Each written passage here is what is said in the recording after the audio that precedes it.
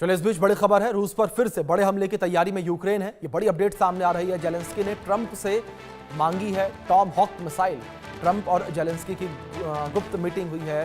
रूस के हर शहर में हमले की रणनीति बनाई गई है। ये बड़ी खबर निकल के सामने आई है।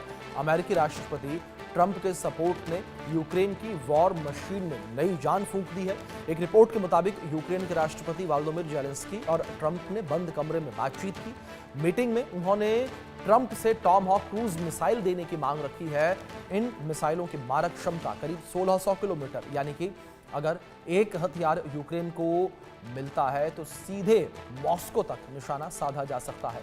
यूक्रेन की रूस के हर शहर तक पहुंच बढ़ जाएगी। वहीं ट्रंप ने जेलेंस्की की मांग को समझदारी से सुना और सकारात्मक संकेत दिए।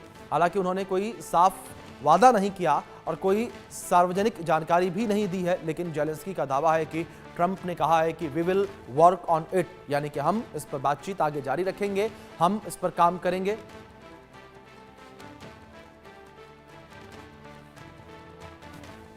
तो इस बीच ये एक बड़ी चर्चा का विषय बना हुआ नजर आ रहा है और ये कहा जा रहा है कि ये लड़ाई अब एक नए आयाम पर पहुंचती हुई नजर आएगी। जिस तरीके से यहां पर जेलेंस्की ने टॉम हॉक मिसाइल मांगी है। अब कुछ जानकारियां आप तक पहुंचाते हैं ट्रंप जेलेंस्की की सीक्रेट मीटिंग को लेकर, जहां जेलेंस्की को टॉम हॉक देने पर विचार कर रहे हैं ट्रंप, क्योंकि जेलेंस्की ने इसकी मांग की। जेलेंस्की ने ट्रंप से टॉम हॉक मिसाइल मांगी है। आप खुद देखिए, एक बड़ी मिसाइल है, इसकी मारक क्षमता 1600 किलोमीटर की है। जेलेंस्की को टॉम हॉक देने पर ट्रंप इस वक्त विचार भी कर रहे हैं। यह भी एक चिंता का विषय इस पूरी अगर युद्ध को लेकर बात करें। टॉम हॉक से पुतिन पर बातचीत का दबाव बनाने की कोशिश की जानकारी भी निकलकर सामने आई है, यानी कि टॉम हॉक मिसाइल के माध्यम से बातचीत की जो है खबर निकलकर सामने आई। लेकिन टॉम हॉक जो है वो युद्ध की स्थिति को बिगाड़ भी सकता है।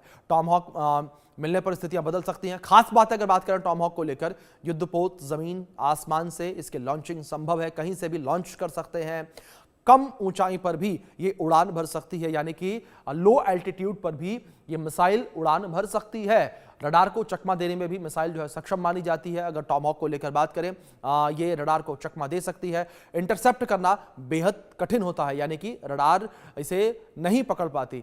अब बात करते हैं इस मिसाइल को लेकर। इसकी रेंज स्पीड वॉरहेड 3000 किलोमीटर की रेंज, 950 प्रति किलोमीटर की रफ्तार। इसका जो वॉरहेड है वो 450 किलो का, यानी कि करीब आधा टन बारूद लेकर ये मिसाइल उड़ सकती है। इस बात से आप खुद अंदेशा लगाइए कि कितनी तबाही इस मिसाइल से मचेगी अगर ये मिसाइल किसी हिस्से में रूस के गिरती है तो। इस विषय पर बातचीत करने के लिए हमारे साथ दो खास मेहमान जुड़े हैं और इन मेहमानों से हम बातचीत करेंगे। हमारे साथ रिटायर्ड ब्रिगेडियर शारदेंदु जी जुड़े हैं डिफेंस एक्सपर्ट के तौर पर। हमारे साथ retired wing commander Praful Bakshi ji जुड़े हैं, पूर्व वायुसेना अधिकारी हैं। आप दोनों मेहमानों का बहुत स्वागत इस चर्चा में।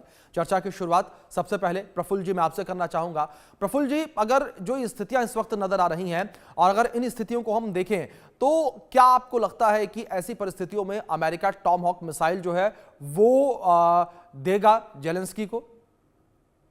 देखिए, ऐसा है, tomahawk cruise missile America ने बहुत कंट्रीज को दी है और America tomahawk cruise missiles को ही बेचने के लिए और F-16 बेचने के लिए ही अपनी नीतियां बदल रहा है।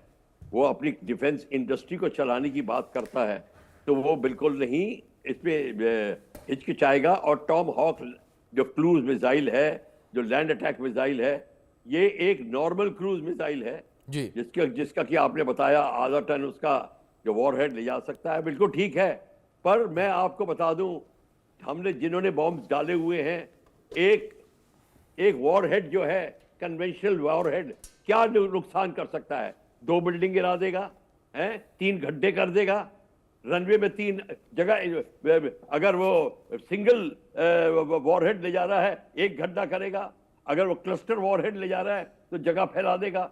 मैं कहने का मतलब ये है, ये एक क्रूज मिसाइल है। क्रूज मिसाइल तो एक्चुअली सेकेंड वर्ल्ड वॉर में स्टार्ट हो गई थी जब जर्मन ने V1 बनाया था। वो V1 ओरिजिनल क्रूज मिसाइल थी। उसके बाद क्रूज मिसाइल आ रही हैं। ये जो क्रूज मिसाइल है ये सबसोनिक स्पीड पे होती है, बताया आपने 900 किलोमीटर की स्पीड पे जाएगा। Low level cruise missile always goes low level, because अगर हाई लेवल जाएगा तो कोई भी रडार उसको पकड़ लेगा, कोई गिरा देगा उसको। तो वो लो लेवल जाएगा क्योंकि रडार का जो लोब होता है उसके नीचे से निकलता है, ताकि रडार बिल्कुल उसको लेट पकड़ेगा। मतलब अगर हाइट पे अगर आपको 15 मिनट का रिएक्शन टाइम मिल रहा है, तो लो लेवल में आपको 1 मिनट का भी टाइम ही नहीं मिलेगा। ये कहने का मतलब है।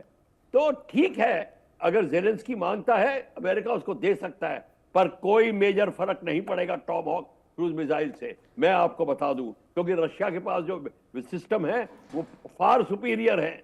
टॉम हॉक क्रूज मिसाइल पुरानी हो चुकी है, और तभी बड़ी जो जल्दबाजी में अमेरिका उसको देना चाहता है ताकि उसकी फैक्ट्री चलती रहे। ये आप मान के चलिए, tomahawk cruise missile is not something out of the world कि जेलेंस्की को बड़ा फर्क पड़ जाएगा। यस, उसके बाद वेपन होगा, जो 2-3 टारगेट को डिस्ट्रॉय करना चाहता है, टारगेट डिस्ट्रॉय होंगे। टारगेट डिस्ट्रॉय का मतलब है 2 बिल्डिंग या 3 बिल्डिंग, आप पूरे बेस को नहीं डिस्ट्रॉय कर सकता। तो ये आप इसको बात मान के चलिए, हमने देख लिया, या तो ब्रह्मोस जैसी मिसाइल हो जिसका कि वॉरेट ऐसा हो और पेनिट्रेटिंग कैपेबिलिटी वो हो, तब बात बनती है, पर उसका रेंज नहीं है। इसकी रेंज बहुत है, 1600 किलोमीटर। तो ये इसलिए क्रूज मिसाइल है, पर इसको इंटरसेप्ट किया जा सकता है by air. Even aircraft can intercept it, forget missile, इसको एयरक्राफ्ट भी इंटरसेप्ट कर सकते हैं। तो मेरे हिसाब से ठीक है, आपने टॉम हॉक क्रूज मिसाइल ली है, वो ले लेगा, पर लड़ाई चलती रहेगी, इंडस्ट्री चलती रहेगी। बिल्कुल बख्शू जी, एक बड़ी बात आपने कही है, लेकिन इस बीच में आप दोनों मेहमानों से रिक्वेस्ट करूंगा कि प्लीज बने रहे मेरे साथ। एक और बड़ी अपडेट सामने आ रही है लड़ाई से जुड़ी हुई। ब्लैक सी में रूस और यूक्रेन के बीच भीषण जंग देखने को मिली। रूस ने यूक्रेन के यूएवी बोट पर हमला किया है, बड़ा अटैक किया है। हमले में यूक्रेन की कई यूएवी बोट नष्ट हो गई है। तो दोनों तरफ से हमले लगातार जारी है, दोनों देश एक दूसरे पर लगातार हमले कर रहे हैं। और बड़ी बात यहाँ पर यह भी है इस बीच कि यूक्रेन भी अब आगे बढ़कर हमले कर रहा है। शरदेंदु जी, मैं आपका रुख करूंगा। और जिस तरीके से एक ये जानकारी निकलकर सामने आ रही है और लगातार हम ये पैटर्न देख रहे हैं कि यूक्रेन भी अब आगे बढ़कर हमले कर रहा है, शरदेंदु जी, क्या इसे माना जाए कि यूक्रेन भी एक स्पष्ट संदेश देने की कोशिश कर रहा है कि रूस कितना भी क्यों ना कोशिश करे हमें झुकाने की, हम नहीं झुकेंगे? देखिए, यूक्रेन युद्ध में बना हुआ है, उसकी वजह नाटो कंट्रीज है और अमेरिका का पूरा सपोर्ट है। जब अमेरिका बोलता है सीज फायर करो, जब यूक्रेन तैयार होता है तो रशिया तैयार नहीं होता है। रशिया पीस की बात करता है, यूक्रेन नहीं, उसके ऐसा डोनाल्ड ट्रंप ने अपने स्टेटमेंट बोला। यूक्रेन का जो लड़ने का जो तरीका है वो बेस करता है उसकी क्या सप्लाई लाइन आ रही, कहां से हथियार आ रहे हैं। जब हथियार मिल जाते हैं वो स्ट्राइक कर देता है, हथियार खत्म हो जाते हैं, फिर जेलेंस्की नाटो कंट्री जाते हैं, अमेरिका जाते हैं, वहां से हथियार की एक खेप ले आते हैं। लेकिन एक तरफ देखिए, अमेरिका जब टॉम हॉक मिसाइल देने की बात करता है तो उसने सीज फायर पीस का आप नोबेल पुरस्कार चाहते हैं, और साथ में आप सीज फायर की बात करते हैं, और ऐसे समय में टॉम हॉक मिसाइल देना आपका दिखाता है कि आपकी कंसिस्टेंसी नहीं है इस इलाके में पीस करने की। टॉम हॉक देंगे तो युद्ध एक अलग लेवल पे जाएगा, भले ही उसको आप डिटेक्ट कर लें, बहुत सब्सटेंशियल डैमेज ना कर पाए, या रशिया के पास तमाम ऐसे काउंटर मेजर हैं, काउंटर मिसाइल हैं जो आपके ऊपर फायर कर सकता है, लेकिन ये युद्ध दूसरे लेवल पे जाता है। एक तरफ आप कहते हैं कि हम अब हथियारों की सप्लाई थ्रू नाटो करेंगे और उस पर 10% टैरिफ लगाएंगे, फिर बंद कमरे में आप बात करते हैं जेलेंस्की से टॉम हॉक का डील करते हैं, और मिलेगा नहीं मिलेगा ये बहुत दूर की बात है। मेरा मानना है कि डीप स्ट्राइक जो मिसाइल्स हैं या एयरक्राफ्ट हैं वो यूक्रेन को नहीं मिलेंगे। अगर मिलेंगे भी तो उसकी बहुत बड़ी कीमत चुकानी पड़ेगी। फिर नाटो कंट्री तमाम, जैसे यूके है, फ्रांस है, जर्मनी है, इटली, इनको युद्ध में कूदना पड़ेगा। आप 1-2 क्रूज मिसाइल फायर करके क्या अचीव करेंगे? मेरा मानना है कि आप युद्ध को और भड़का रहे हैं। लिहाजा डोनाल्ड ट्रंप को सोचना पड़ेगा कि आप किस लाइन को परस्यू कर रहे हैं। क्या आप इस रीजन में पीस चाहते हैं तो आपको टॉम हॉक मिसाइल नहीं देनी चाहिए। अगर आप एक प्रेशर जनरेट करना चाहते हैं तो पुतिन से आप बात के द्वारा ही प्रेशर जनरेट कर सकते हैं। मिसाइल्स के द्वारा आप अगर रशिया को प्रेशर में लेने की सोच रहे हैं तो आपकी ये बहुत बड़ी भूल है। तो मेरा मानना है कि यूक्रेन युद्ध इसी तरीके से लड़ता रहेगा, छुटपुट तरीके से, और रशिया भी देखिए एक बड़े कैलकुलेटेड और मेजर्ड तरीके से रिस्पॉन्स करता है।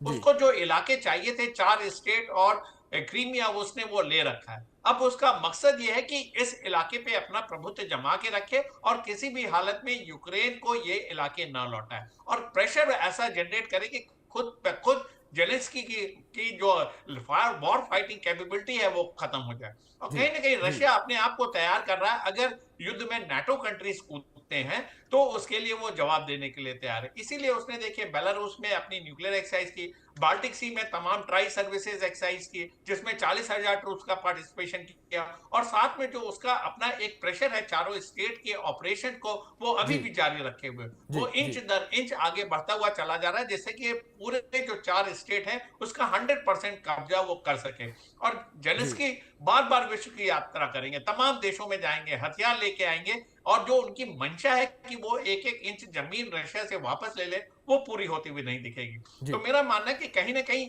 युद्ध जो है रशिया अपने टर्म्स एंड कंडीशन पे लड़ रहा है। डोनाल्ड जी ट्रंप को भी समझना चाहिए कि पुतिन पे वो प्रेशर नहीं अप्लाई कर सकते, इकोनॉमिक सैंक्शन का कोई असर नहीं हो रहा है, मिलिट्री हार्डवेयर आप जी लाख देते रहे यूक्रेन में, लेकिन रशिया जो है वो सेल्फ सस्टेनिंग इकोनॉमी है। वॉर फाइटिंग में उसके जो तमाम जो आर्म्स एम्यूनिशन की जो फैक्ट्री उसमें प्रोडक्शन चल रहा है, जी उस वो डिपेंडेंट नहीं है दूसरे कंट्री पे। जी लेकिन बिल्कुल जेलेंस्की का युद्ध का पैटर्न जो है बड़ा वेवरिंग है, कभी तेज होता है, कभी कमजोर पड़ता है, कभी हथियार आ बिल्कुल जाते हैं तो वो फायर शर्देंदु कर जी, जो देते आपने हैं। जिस तरीके कोई से एक जिक्र किया कंसिस्टेंसी कि नहीं जो आ रही है। रूस है वो डिपेंडेंट नहीं है किसी के ऊपर, और शायद यही वजह है कि रूस के ऊपर कितना भी दबाव बनाने की कोशिश क्यों ना की जा रही हो, वो दबाव में आता हुआ नजर नहीं आ रहा। इस बीच में आप दोनों से रिक्वेस्ट करूंगा कि प्लीज आप दोनों बने रहें मेरे साथ। एक और बड़ी खबर इस बीच निकलकर सामने आ रही है, उसका रुख कर लेते हैं, जहां डोनेस्क में रूस की भीषण बमबारी देखने को मिली है। रूस ने घातक बम से हमला किया है। फैब 3000 यानी कि FAB 3000 बम से यूक्रेन को दहला दिया। यूक्रेनी सैन्य ठिकानों पर अचानक अटैक किया है। रूस के हमले में यूक्रेन का बड़ा नुकसान हुआ है। ये बड़ी खबर जो निकलकर सामने आ रही है, रूस के हमले में यूक्रेन का बड़ा नुकसान हुआ है। रूस लगातार जो है यूक्रेन के ऊपर हमले कर रहा है। प्रफुल्ल जी, मैं आपका रुख करूंगा। जिस तरीके से इन हमलों का हम जिक्र कर रहे हैं, रूस के ऊपर जितने दबाव बनाने की कोशिश की जा रही है, अमेरिका, नाटो जितने बयान दे रहे हैं, उन बयानों के बाद हमने देखा सेट पैटर्न के तहत रूस अपने हमलों में और तेजी लाता है। ये दिखाने की कोशिश करता है कि आप कितने भी दबाव बनाने की कोशिश करें, हम दबाव में नहीं आएंगे। आप रशिया की बात कर रहे हैं, बिल्कुल ठीक कर रहे हैं। रशिया दबाव में नहीं आएगा, रशिया तमाशा देख रहा है। ये फैब बॉम्ब की बात है जो अभी कर रहे हो, जो वेरियस वैरायटीज के बॉम्ब है रशिया के पास में, और बड़े हाई एक्सप्लोजिव हैं। अब और जब ये जो आपका बात कर रहे थे अभी हम टॉमाहॉक क्रूज मिसाइल की, मैं ये आपको बता दूं, यहाँ अमेरिका में होड़ लगी हुई है इनकी मैकडॉनल्ड डगलस की, रेथियन कंपनीज की, कि यह कौन अपने वेपन ज्यादा बेचेगा। रेथियन ने खरीद लिया है ऑलरेडी ये manufacture of this cruise missile, तो रेथियन बड़ा फायदे में उठा रहा है। और रेथियन ने फायदा उठाया था इराक वॉर में, जब उसने पेट्रियट मिसाइल पे अभी लगाई थी, विदाउट फील्ड ट्रायल्स उसने लगा दी थी। और ये अब बड़ी जल्दबाजी ये भी कर रहे हैं, यहाँ पे भी टॉमहॉक मिसाइल दे रहे हैं। तो अब इस बात को आप रशिया बड़े ध्यान से देख रहा है। पर अभी एक बात मैं आपको बता दूं, ध्यानपूर्वक सुनिए, कि नेटो में और अमेरिका में होड़ लगी है। नेटो माइंड कर रहे हैं कि आप अपने मिसाइल क्यों बेच रहे हैं, हम क्यों नहीं बेचें।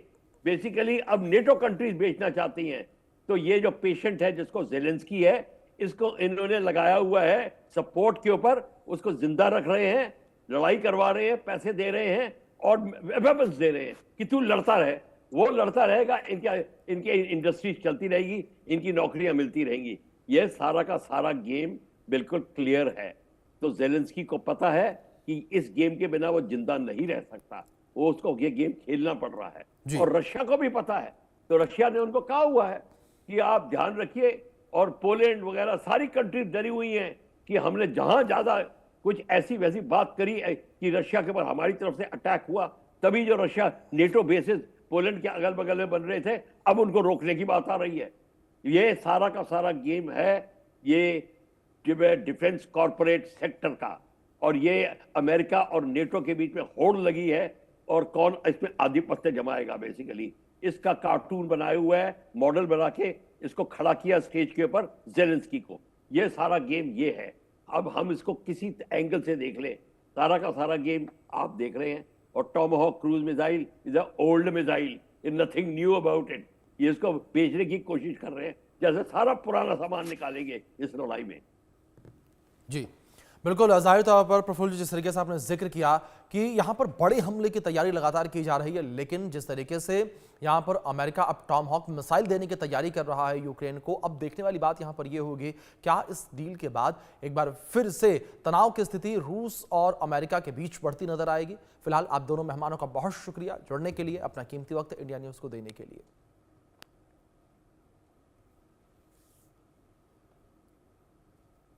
अब लेकिन जिस तरीके से ये स्थितियां इस वक्त देखने को मिल रही हैं रूस और यूक्रेन के बीच, इन स्थितियों के बीच साफ तौर पर ये कहा जा सकता है कि ये लड़ाई फिलहाल खत्म होने वाली नहीं है और आगे चलकर भी ये लड़ाई जो है एक विकराल रूप लेते हुए नजर आएगी, क्योंकि जिस तरीके से रूस ने क्लियर कर दिया है कि जब तक जो उसके सेट टारगेट है उन सेट टारगेट्स पर वो नहीं पहुंच जाता, वो रुकने वाला नहीं है, पीछे हटने वाला नहीं है। अब आगे चलकर ये लड़ाई क्या मोड़ लेती है वो देखने वाली बात होगी। फिलहाल वक्त छोटे से ब्रेक का, आप बने रहें इंडिया न्यूज के साथ।